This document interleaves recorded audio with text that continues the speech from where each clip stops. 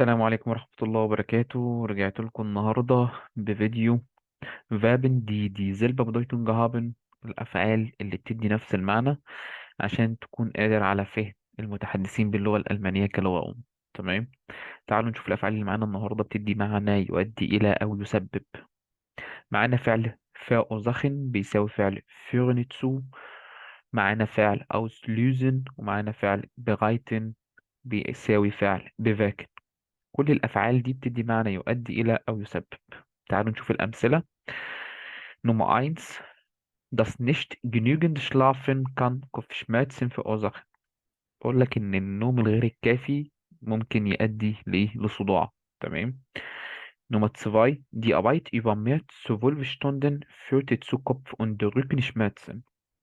بقول لك إن الشغل أكتر من 12 ساعة بيؤدي إلى اللي هو آلام الظهر والإيه والرأس اللي هو الصداع يعني.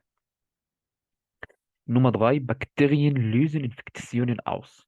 بيقول لك إن البكتيريا بتسبب اللي هي العدوى. تمام.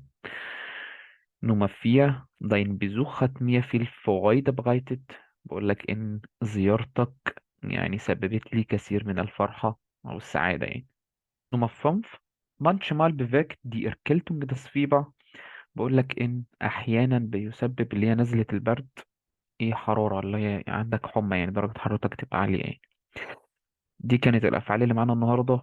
أتمنى تستفادوا إن شاء الله من الفيديو، وأشوفكم إن شاء الله في حلقة جديدة، والسلام عليكم ورحمة الله وبركاته.